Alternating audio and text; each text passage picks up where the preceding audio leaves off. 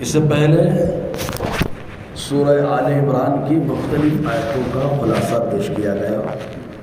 جو آیت کریمہ چل رہی تھی اس کے تعلق سے اللہ تعالیٰ فرماتا ہے وَلَا تَحْسَبَنَّ الَّذِينَ قُتِلُوا فِي سَبِيلِ اللَّهِ أَمْوَاتًا بَلْ أَحْيَاءٌ عِندَ رَبِّهِمْ يُرْزَقُونَ۔ اس آیت کریمہ کا کہ نزول کا جو بیک گراؤنڈ تھا اس پر روشنی ڈالی گئی کہ یہ کب نازل ہوئی۔ اس سلسلے میں 3 روایتیں پائی جاتی ہیں۔ احد میں جو لوگ شہید ہوئے ان کے بارے میں، دوسری روایت بدر میں جو لوگ شہید ہوئے ان کے بارے میں، تیسری روایت قبیلہ لیل ذکوان عصیہ کو تبلیغ کرنے کے لیے آقا علیہ السلام نے 70 قرہ یعنی بڑے بڑے عالم، حافظ، مفتی، محدث، مفسر جیسے صحابہ کو روانہ کیا اور ان کو وہاں پر شہید کر دیا گیا۔ تو اللہ تعالیٰ نے ان کی شہادت کے بارے میں بتایا کہ ان لوگوں نے مارا نہیں ہے، اللہ تعالیٰ نے انہیں زندگی عطا فرما دی۔ اب اس میں جو الفاظ ہیں ان لفظوں کی نوعیت کو سمجھے اور ان کی عظمت کو پہچانے۔ پہلی بات اللہ تعالیٰ فرماتا ہے بلا تحسبن، گمان ہرگز مت کرنا، گمان ہرگز مت کرنا۔ ایک ہوتا ہے زبان سے بولنا، ایک ہوتا ہے دماغ میں خیال آنا اور گمان کرنا، خالی ایک اندازہ لگانا۔ تو ایک آدمی اندازہ لگاتا ہے کہ یار معلوم نہیں کیا ہے، معلوم نہیں کیا ہے، معلوم نہیں کیا ہے۔ تو اللہ تعالیٰ نے فرمایا ایسا کنفیوژن پیدا ہی مت کرنا کہ معلوم نہیں کیا ہے، معلوم نہیں کیا ہے۔ اپنا کنفیوژن پھینک دو اٹھا کر۔ اللہ نے کلیئر کر دیا کہ جو شہید کیے گئے ہم نے ان کو زندگی عطا فرمائی۔ سمجھ ہے نا؟ تو کوئی اگر شک میں ڈالے تو مشکک جو شک میں ڈال رہا ہے اس کی وجہ سے ہم کو شک میں نہیں آنا، کیونکہ اللہ نے گمان سے ہی منع فرما دیا۔ سمجھنا ہے نا؟ کوئی کنفیوژن نہیں ہونا چاہیے جی۔ اور اس کے بعد اللہ تعالیٰ فرماتا ہے قتلوا، جو قتل کیے جائیں۔ قتل کا معنی کیا ہوتا ہے اور یہ کن کن معنوں میں آتا ہے؟ تو اس سلسلے میں مفسرین کرام نے 2 معنی اس کے بتائے ہیں۔ پہلا معنی تو جو دھار دار آلے سے مارا جائے اس کو قتل کہا جاتا ہے، لیکن کبھی کبھی خالی مار دیا جائے کوئی آدمی تو اسے بھی قتل کہا جاتا ہے۔ اب وہ چاہے دھار دار آلے سے ہو جیسے تلوار، چاقو وغیرہ، یا اس کے علاوہ گولہ بارود وغیرہ، یا اس کے علاوہ زہر ہے، یا گلا دبا کر، گلا گھونٹ کر، تو یہ سب صورتیں بھی قتل ہی کہلاتی ہیں۔ تو قتل کیا جانا دیکھو 2 طرح سے ہوتا ہے۔ ایک یہ کہ آدمی چوری کر رہا ہے اور قتل کر دیا گیا، ایک یہ کہ آدمی شرارت کر رہا ہے، شریعت کا مذاق اڑا رہا ہے، قتل کر دیا گیا۔ تو ایسا آدمی ویسے ہی ہے، لیکن جو اللہ تعالیٰ کی راہ میں کسی کو قتل کیا گیا، اب وہ چاہے دھار دار آلے سے ہو، یا زہر کھلا کر ہو، یا گلا دبا کر ہو، یا گولہ بارود سے ہو، تو دنیا سمجھتی ہے ہم نے اس کو مار دیا، لیکن اللہ فرماتا ہے میری راہ میں مارا گیا، اس لیے میں خود اس کو زندگی عطا کر رہا ہوں۔ اللہ تعالیٰ زندگی عطا فرما رہا ہے جی۔ تو قتل یہاں مطلق مارے جانے کے معنی، جو اللہ کی راہ میں مارے جانے۔ اس میں ایک لفظ اور ہے، پھر آگے کے عقیدے اور عقیدت دونوں کو سمجھیں۔ فی سبیل اللہ، اللہ کی راہ میں۔ اب اللہ کا راستہ کیا ہے؟ اللہ کا راستہ کہاں ڈھونڈے؟ بولے اس گلی سے جا رہا ہوں، کون سا راستہ ہے؟ بولے یہ فلاں محلے کا راستہ ہے، فلاں شہر کا راستہ ہے۔ اب آدمی اللہ کا راستہ کہاں ڈھونڈے؟ مسجد آ رہے تھے، راستہ چل پڑے، بولے کہاں جا رہے ہیں؟ مسجد۔ بولے کس کا راستہ ہے؟ اللہ کا راستہ ہے۔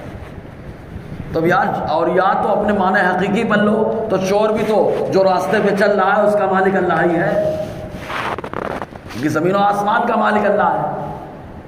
تو پھر اللہ کا راستہ ہے کیا؟ تو مفسرین کرام نے اللہ کے راستے کی جو وضاحت کی ہے وہ یہ کہ ایسا کام کرتا ہوا بندہ مارا جائے جس کام کو اللہ پسند کرتا ہے، تو اس کام کو کرتے ہوئے مارا گیا تو یہ اللہ کی راہ میں شہید کیا گیا۔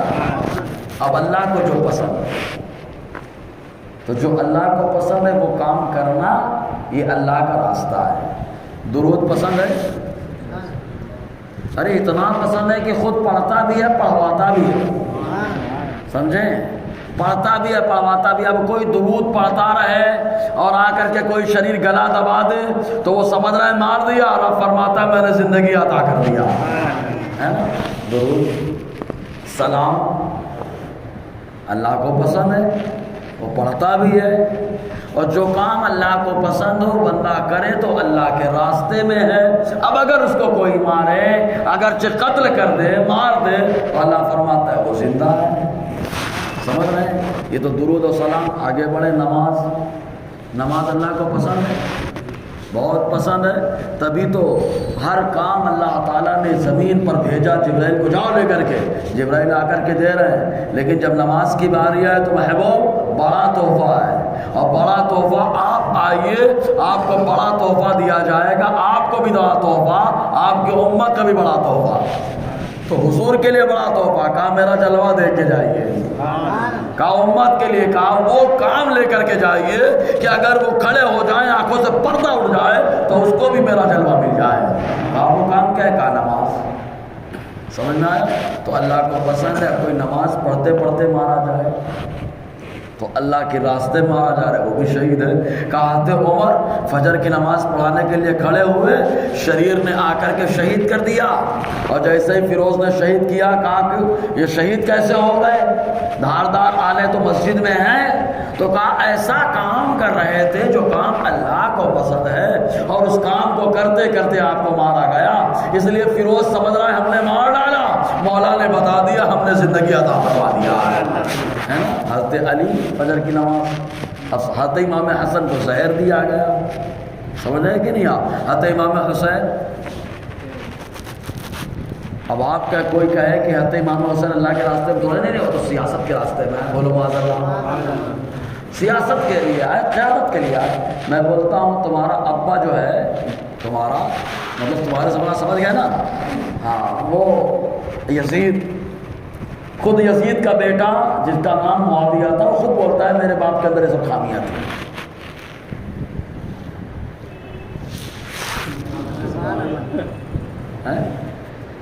تو حضرت امام حسین نکلے، اس کی شرارت کے خلاف میں کھڑے ہوئے اور حق بولنا، معلوم حضور نے فرمایا افضل جہاد ظالم بادشاہ کے سامنے حق بولنا ہے۔ بھائی اللہ کو پسند ہے تبھی تو افضل جہاد ہے، جب افضل جہاد ہو گیا، اللہ کو پسند ہو گیا، تو جو کام اللہ کو پسند ہے وہ بندہ کرتا رہے، مارا جائے تو دنیا سمجھتی ہے ہم نے مار دیا، اور اب فرماتا ہے ہم نے زندگی عطا فرما دیا۔ اب سمجھ میں آئے امام حسین شہید، ٹھیک ہے، تو اللہ کا راستہ۔ اور آگے بڑھیے، ہمارے نبی بھی شہید، سبحان اللہ، حضور بھی ہمارے شہید ہیں۔ اللہ کے نبی کیسے شہید ہیں؟ سنیں، پہلے دو روایتیں سنیں کہ معاملہ کلیئر ہو جائے گا۔ پہلی روایت بخاری شریف کی ہے، خیبر جب فتح ہوا تو خیبر کے فتح ہونے کے بعد ایک خاتون تھی جس کا نام تھا زینب، یہودی تھی۔ اب خیبر میں تو بھائی ہم لوگ تو فاتح خیبر کا ذکر خیر کرتے رہتے ہیں کہ اللہ نے کیا کمال دیا، کیا طاقت دی، اٹھا کر پھینک دیا دروازے کو، اور آج ہمارے گھروں کے جیسے دروازے نہیں ہیں، وہ محل کا دروازہ بلکہ قلعہ کا دروازہ، قلعہ کا دروازہ آدمی ٹیڑھا ہو جائے ہلا نہیں پائے گا، لیکن جس کی آنکھ میں مصطفیٰ کا لعاب ہو اور اللہ کا شعر ہو، اٹھا کر پھینک بھی دیتا ہے نا، لعاب مصطفیٰ اللہ کا شعر۔ تو خیبر جب فتح ہوا تو اس کے فتح ہونے کے بعد یہ زینب یہودی عورت، یہودیہ، اور یہودی کتنی ضیافت کر لیں مسلمانوں کی، مسلمانوں کے خیر خواہ کب بھی نہیں ہے۔ اللہ تعالیٰ فرماتے ہیں تم لوگوں سے راضی ہی نہ ہوں گے، یہود و نصارہ بالکل راضی نہیں ہوں گے۔ تو حضور صلی اللہ علیہ وسلم کو بکری کا گوشت بہت پسند ہے، تو زینب نے شاندار بکری بھونی، اور بھوننے کے بعد اس میں زہر ملایا، اور زہر ملا کر کے حضور صلی اللہ علیہ وسلم کے پاس لائی، اور لا کر کے اس نے رکھ دیا۔ جیسے ہی آقا علیہ السلام کے پاس اس نے رکھا، حضور صلی اللہ علیہ وسلم کے پاس جیسے ہی اس نے رکھا، حضور صلی اللہ علیہ وسلم نے بکری کی دستی کو اٹھا لیا، اور اٹھا کر کے اس کو ہونٹوں سے لگایا، جیسے ہی لگایا حضور نے رکھ دیا، بخاری کی حدیث ہے، رکھ دیا، جیسے ہی رکھا اور صحابہ سے فرمایا ارفعوا ایدیکم، اپنے ہاتھوں کو کھانے سے اٹھا لیا، سب نے کھانے سے ہاتھ اٹھا لیا۔ حضور نے فرمایا کس نے بھیجا، اس کو بلاؤ۔ بلانے کے لیے گئے، یہودن آئی زینب نام کی، آقا علیہ السلام نے فرمایا حل سممتی فیہا، کیا تو نے بکری میں زہر ملایا؟ حیران، کیونکہ جب زہر ملا رہی تھی تو کوئی تھا ہی نہیں۔ تو اس نے کیا کہا معلوم؟ من اخبرک، کس نے آپ کو بتا دیا کہ اس میں زہر پڑا ہے؟ حضور نے فرمایا بکری کی دستی جس کو میں نے اپنے ہونٹ سے لگایا، اس نے کہا اے اللہ کے نبی مجھے مت کھائیے، میرے اندر زہر ملا ہوا ہے، زہر ملا ہوا ہے، اس کو روک کر کے پوری روایت۔ تو اس آقا علیہ السلام نے فرمایا کیوں ملایا؟ اس نے کہا میری نیت یہ تھی کہ اگر آپ نبی نہ ہوں گے تو زہر اثر کر جائے گا، ہم کو چھٹکارا مل جائے گا، اور اگر آپ نبی ہوں گے تو زہر اثر نہ کرے گا۔ سبحان اللہ، زہر اثر نہ کرے گا۔ کیوں اثر نہ کرے گا؟ کیونکہ مصطفیٰ کا لعاب ایسا لعاب ہے کہ اگر بیمار کی آنکھ میں لگے اللہ شفا عطا فرمائے، ٹوٹا ہوا ہاتھ تو لگا کے جوڑ دے تو اللہ تعالیٰ برکت عطا فرمائے، اور اگر وہ لعاب کھارے کنویں میں ڈال دے تو اللہ تعالیٰ مٹھاس عطا فرما دے۔ تو لعاب کی جب یہ شان ہے تو مصطفیٰ کی ذات کا مقام کیا ہے نا؟ یہاں دو تین باتیں سنیں۔ پہلی بات، لوگ بولتے ہیں نبی مردہ زندہ کرتے کہ نہیں کرتے؟ میں نے کہا پاگل، یہ دستی کیا ہے؟ یہ اگلا حصہ کیا ہے؟ پاؤں کیا ہے؟ بھونا ہوا گوشت، آیا زہر ملا بھونا ہوا، اس میں تو زبان بھی نہیں ہے، لیکن خالی مصطفیٰ نے یہ بھی نہیں کہا زندہ ہو جا، خالی ہونٹ لگا دیا، اور سنو بولے یار، خالی ہونٹ کو لگا دیا، جس میں زبان نہیں، اللہ نے اسے بھی بولنے کا پاور عطا فرما دیا ہے۔ سمجھے نا؟ یہ ہونٹ کی برکت ہے، نوٹ کی نہیں ہے، یہ آقا علیہ السلام کے ہونٹ کی برکت ہے۔ لگایا بکری بولی۔ دوسری چیز، اب یہاں پر وہ کھڑا ہوتا ہے، اپنے گروپ میں گھستا ہے، جو سمجھ لینا کون گھستا ہے، ایک چور ہے رہتا ہے، ایمان کا لٹیرا گھستا ہے، تو آگے بولتا ہے حضور کو معلوم ہوتا تو حضور بتا دیتے نا کہ صحابہ مت کھاؤ، زہر ملا ہوا ہے۔ ہم نے کہا پاگل، مصطفیٰ کو معلوم تھا تبھی تو نہیں بتایا۔ کہا کیسے؟ کہا وہ امتحان لینا چاہ رہی تھی، نبی ہے کہ نہیں، نبی ہے کہ نہیں، نہیں کھاتے تو معلوم کیسے ہوتا؟ جنہوں نے کھایا نبی نہیں رہے وہ شہید ہو گئے، اور جو نبی تھے اللہ نے انہیں بچا لیا۔ سبحان اللہ، سمجھ میں آیا؟ تیسری بات، امتحان پورا ہو گیا، امتحان کمپلیٹ۔ اب دوسری بات دیکھیں، ماں عائشہ صدیقہ سے بڑھ گئی بات، یہ مشکات کے اندر بھی ہے، بخاری کے اندر بھی ہے۔ آقا علیہ السلام جب وصال فرمانے کا وقت آیا تو حضور فرماتے اے عائشہ آج مجھے وہ زہر کا اثر محسوس ہوتا ہے جو میں نے خیبر میں کھایا تھا، یہاں تک کہ آقا علیہ السلام اسی اثر کی وجہ سے پردہ فرما گئے۔ تو جو اچھا کام اللہ کی راہ میں جو اللہ کو پسند ہو وہ کام کرتے ہوئے قتل کیا جائے تو اللہ تعالیٰ فرماتا ہے وہ مرتا نہیں، زندہ ہوتا ہے۔ تو مصطفیٰ کو بھی زہر دیا گیا، زہر کا اثر بعد میں ہوا، اللہ تعالیٰ نے اپنے محبوب کو شہادت کا مقام عطا فرما کے زندگی عطا فرما دیا۔ سمجھ رہے ہیں نا؟ کوئی میں اپنی طرف سے لایا، قرآن کی آیت ہے اور دو حدیث ہیں، اور دونوں بخاری کی حدیث، ملا دیے نتیجہ نکل گیا۔ تو حضور قبر میں کیا ہے؟ قبر میں کیا ہے؟ زندہ ہے۔ اچھا، یہاں ایک ملفوظ اعلیٰ علی رحمۃ الرضوان کی ایک عبارت ہے الملفوظ کے اندر، اس کو لے کر کے بھی جو ہمارے درمیان ایک چور آتا ہے، چور سمجھ رہے ہیں نا، آتا ہے نہیں ایسا نہیں ہے نا، وہ بڑے چپکے سے بولتا ہے ہاں، ہمارے لوگ بولتے ہیں ہاں بڑی محبت، بڑی میٹھی بات کر رہے ہیں۔ اب تک اجمیر میں دکھائی نہیں پڑے تھے، لیکن جب دیکھے کہ اجمیر تھوڑا سا، اجمیر اور بریلی کا معاملہ تو ہے تھوڑا سا ٹائٹ ہوا، کوئی فلاحی بن کے گزرا ہے، کوئی یہ بن کر کے گزرا ہے، کوئی وہ بن کے گزرا ہے، کیونکہ معلوم ہے موقع بڑا اچھا ہے، شیطان لڑا کے ہی آتا ہے۔ شیطان لڑا کے ہی آتا ہے، سمجھ رہے نا؟ ابھی تک اجمیر جانا شرک تھا، اب اجمیر جانا عبادت ہو گیا۔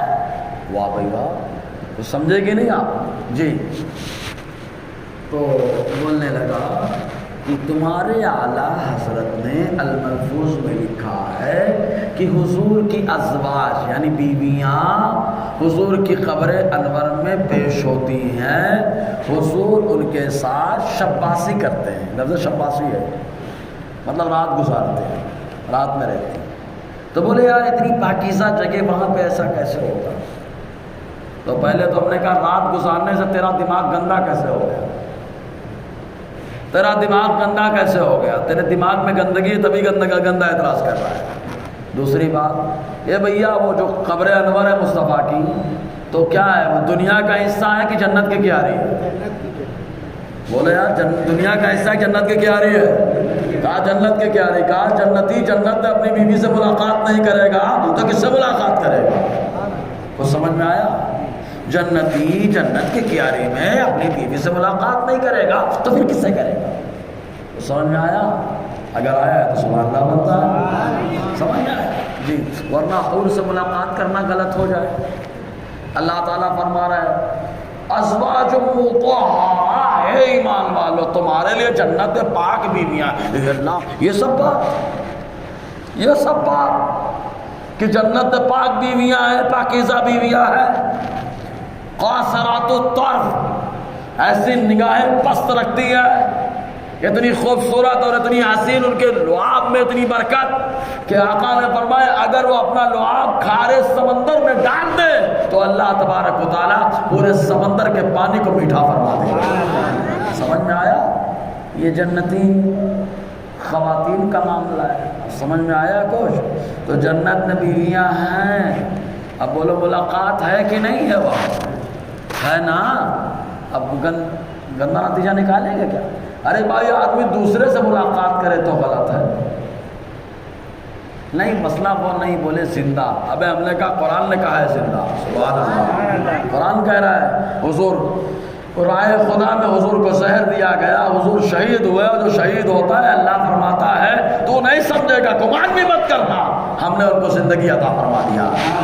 اللہ زندگی عطا فرما رہا ہے۔ کہا ٹھیک ہے، انبیاء کے بارے میں ہو گیا، اولیاء سے اور انبیاء کے بارے میں ہے، تو حضور سے بہتر کون جانے گا؟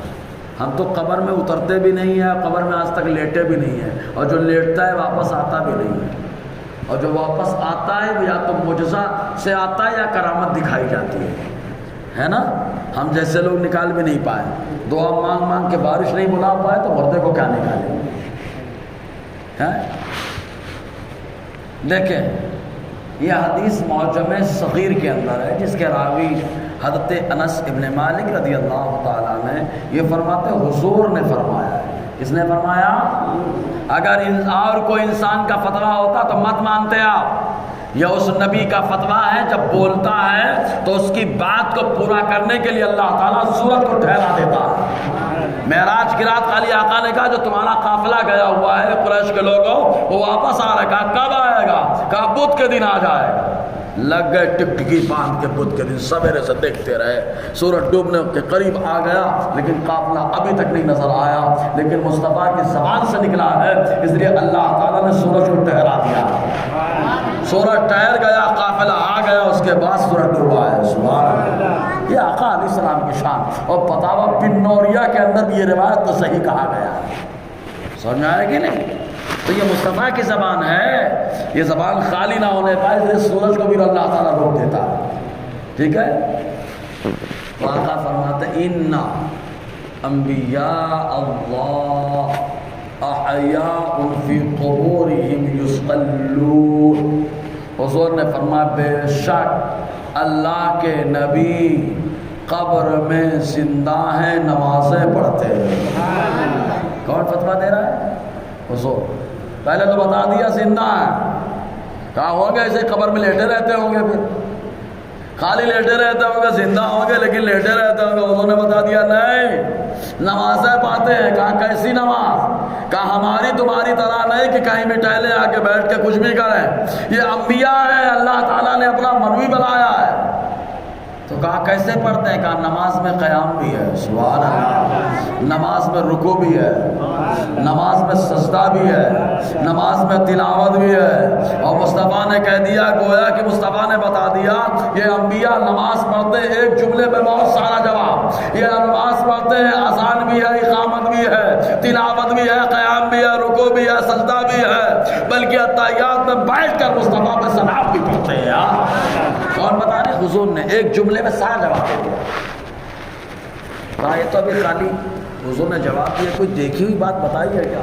کہا یار کتنا پڑھو کہ نسائی شریف اٹھاؤ، ابو داؤد اٹھاؤ، مسلم شریف اٹھاؤ، معراج کا بیان لاؤ، اس کے اندر دیکھو حضور جا رہے ہیں، ایک جگہ ہے جس کا نام ہے کثیب احمر۔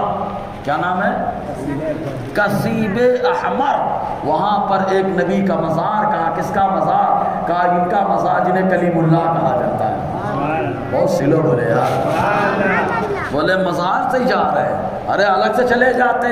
تو مصطفیٰ نے جواب دیا تم نبیوں کے مزار پہ جانے میں فتوا لگاتے ہو، جب ضرورت پڑتی ہے برابر پہنچ جاتے ہو۔ دیکھو معراج کی رات اللہ کے کلیم موسیٰ علیہ السلام کے مزار سے ہو کر تمہارا نبی جا رہا ہے۔ معراج کا سفر ادھری راستے سے ہو رہا ہے۔ معلوم یہ ہوا کہ ایسے بابرکت سفر کا آغاز مزاروں سے ہونا چاہیے، ہے نا؟ بہرحال تو حضور گزرے وہاں پہ تو کیا فرمایا؟ میں نے موسیٰ کو دیکھا کھڑے ہو کر نماز پڑھ رہے۔ بولو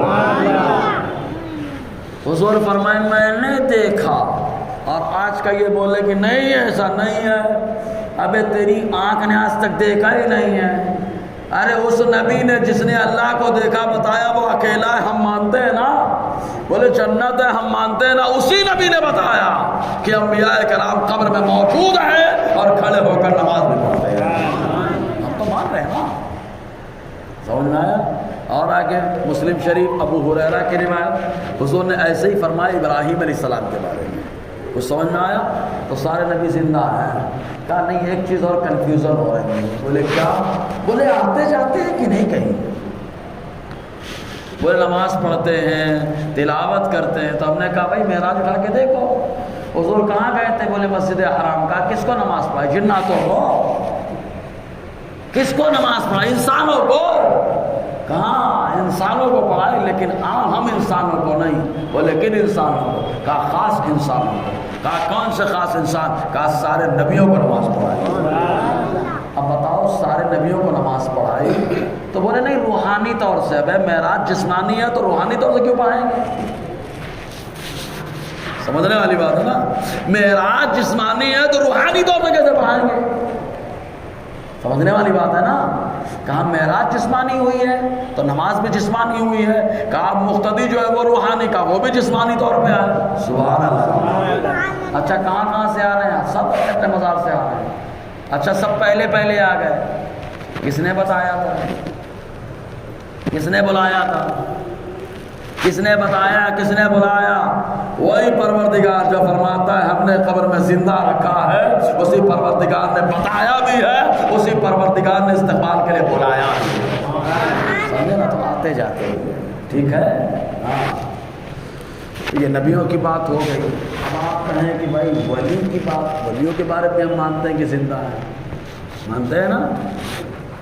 کہا بلا شبہ زندہ ہے، اس میں بھی روایت لے لیں، ڈائریکٹ بخاری شریف کی روایت لے لیں۔ ڈائریکٹ کس کی روایت ہے؟ بخاری شریف، مشکات کے اندر بھی ہے، مسند احمد بن حنبل کے اندر بھی ہے۔ راویہ ماں عائشہ صدیقہ ہے۔ حضور کس کے حجرے میں؟ خود ایک خواب بیان فرماتے ہیں، ایک بار ماں عائشہ صدیقہ نے خواب دیکھا تھا۔ فرماتی ہیں میں نے خواب میں دیکھا کہ 3 چاند میری گود میں آ گئے۔ کتنے چاند؟ دنیا میں 1 چاند ہے، وہ فرماتی ہے 3 چاند آ گئے۔ فرماتی میں نے اپنے والد حضرت ابوبکر صدیق سے خواب کی تعبیر کو پوچھا تو میرے والد نے کہا کہ تم کو معلوم ہو جائے گا، تم کو معلوم ہو جائے گا۔ ماں عائشہ صدیقہ فرماتی جب حضور پردہ فرما گئے، میری قبر میں آرام فرما ہوئے، تب مجھے یہ معلوم ہوا ہاں وہ 3 چاند تھے، ان میں سے پہلا چاند میرے قبر میں آ گیا، ہے نا؟ اور دوسرا چاند ابوبکر، تیسرے چاند عمر۔ سبحان اللہ۔ تو ماں عائشہ صدیقہ کے کمرے میں جانے کا انداز پہلے، اب تو نقاب چل رہا ہے، اگرچہ یہ بدعت ہے حضور کے دور میں چادر رہتی تھی پردے کے لیے. پردے کے لیے کیا رہتی تھی؟ چادر رہتی تھی. ہم تو اس بدعت کے لیے لڑ جاتے ہیں کسی سے. صحیح ہے نا؟ ہماری سنیت مجھے کون بدعت بولے؟ بدعت آسانہ ہے، کیونکہ اس پردے کو بڑھانے والا، اچھے سے پردہ کرانے والا کپڑا ہے یہ. اگر خالی ٹائٹ نہ ہو، ڈھیلا ڈھالا ہو تو چادر رہتی تھی. تو جب تک حضور قبر انور میں رہے وہ بغیر چادر کے معاشرے سے دکھا جاتی تھی. کپڑا ہوتا تو دوپٹہ، چادر پردے والی نہیں ہوتی. ابو بکر جاتے، جب گئے تو جب جاتے تو بغیر چادر کے. لیکن جب حضرت عمر آپ کے حجرہ مبارک میں آ گئے تو چادر میں لپٹ کر کے جاتے تھے. تو لوگوں نے پوچھا وجہ کیا ہے؟ تو آپ نے فرمایا حضور جب تک میرے کمرے میں رہے وہ میرے شوہر سے پردہ نہیں ہوتا ہے. ابو بکر میرے والدوں سے پردہ نہیں ہوتا. اب عمر آ گئے ہیں، عمر اجنبی ہے اور اجنبی سے پردہ ہوتا ہے، اس لیے میں پردہ کر کے اپنے حجرے میں جا رہی ہوں. اب آپ سے سوال یہ ہے کہ اگر ابو بکر اور عمر اگر یہ حیات نہیں ہے، نہیں دیکھتے ہیں تو پردہ کس سے ہو رہا ہے؟ تو عائشہ صدیقہ نے جو نظریہ دے دیا، اسی لیے کہتے ہیں نبی قبر میں زندہ ہے، ولی قبر میں زندہ ہے. ہماری گھٹی کے اندر ہماری ماں عائشہ صدیقہ نے ہم کو پلایا. سمجھ رہے ہیں نا؟ ہماری ماں عائشہ صدیقہ نے پلایا. اور صحابی سب ولی ہوتے ہیں. اور بھی اولیاء کرام کے بارے میں ایک بہت مشہور بزرگ ہے ابو ایوب کردی رحمۃ اللہ علیہ. ان کے بارے میں لوگ اس زمانے میں، ابھی دیکھنا فیس بک میں ایک مزار کا فوٹو چلتا رہتا ہے، پاؤں نکلا ہوا ہے تھوڑا سا پاؤں. کردستان، صلاح الدین ایوبی رحمۃ اللہ علیہ کا قبیلہ کردی. تو لوگ بڑے کنفیوز تھے کہ کردیوں میں اللہ کے ولی ہوتے ہیں کیا؟ اور ایسے ہی شیخ ابو ایوب یہ اللہ کے ولی ہیں کہ نہیں؟ تو جن لوگوں کے دماغ میں یہ باتیں چل رہی تھی، دل میں خیالات تھے، تو وہ لوگ قبر پہ پہنچے، انہوں نے ٹیک لگایا تو اندر ہی سے پاؤں نکال کے مارا اور کیا بتا دیا کہ کردی میں نبی بھی ہوتے ہیں، کردیوں میں ولی بھی ہوتے ہیں اور ولی قبر کے اندر زندہ بھی ہوتا ہے. تبھی تو پاؤں نکال کے مار رہا ہے. آج تک پاؤں ایسے موجود ہے. ٹھیک ہے، دیکھنا جی. بہرحال تو اور بہت ساری دلیلیں ہیں نا. اللہ تعالیٰ فرماتا ہے کیا؟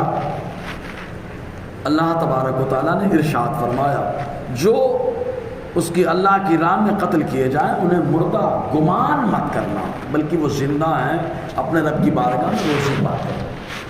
اور رب کی بارگاہ میں روزی پاتے ہیں. روزی بھی اللہ تعالیٰ دیتا ہے نا؟ روزی اللہ تعالیٰ عطا فرماتا ہے. اب ظاہر سی بات ہے کہ جنت کی کیاری میں ہے. اب جب جنت کی کیاری میں ہے تو روزی بھی جنت سے آ رہی ہے. معلوم یہ ہوا کہ جنت کو اللہ نے پیدا فرمایا، ابھی تک جنت موجود ہے، بس اللہ تعالیٰ نے جنت کو چھپا دیا ہے نا. ایک چیز اور، یہ ایک روایت آپ نے سنی تھی، اب اس پہ ایک آریہ کھڑا ہو گیا. آریہ سمجھتے ہیں؟ آریہ سماج کے لوگ قرآن کا بڑا مطالعہ کرتے ہو. ہم لوگ تو قرآن خانے کے علاوہ پڑھتے بھی نہیں ہیں. صحیح ہے، اللہ ماشاء اللہ. قرآن خانے میں اعلان ہو جائے تو امام صاحب، مؤذن صاحب 2-4 نمازی پڑھو، میں ٹیک لگا کے بیٹھے ہوں. ابا کا انتقال ہوا، بیٹا نہیں پڑھتا. ایسا لگتا ہے اس کو مر کے قبر میں جانا ہی نہیں ہے، اپنے لیے قرآن خوانی کروانا ہی نہیں ہے. یہ حال ہو چکا ہے.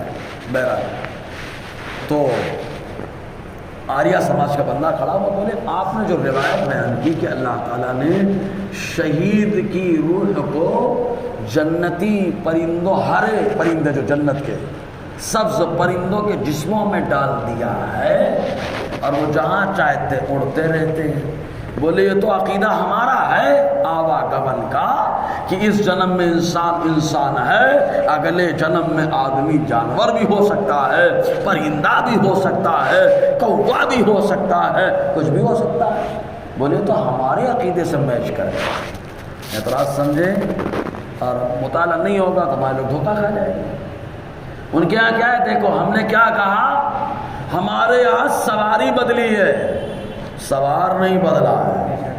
تمہارے یہاں سوار سواری دونوں بدل گئی ہے. مثال، ہم سفر کر رہے ہیں ممبئی کا، نکلے منماڑ تک ایس ٹی میں بیٹھ کر، منماڑ سے بیٹھے ممبئی تک ٹرین، وہاں اترے ٹیکسی لیے، اولا لیے، کہا دیکھو سواری بدلی، آدمی وہی ہے نا، آدمی وہی ہے۔ تو ہمارے یہاں یہ نظریہ ہے کہ روح وہی ہے، روح بدلی نہیں ہے، روح انسان کی تھی، انسان ہی کی ہے۔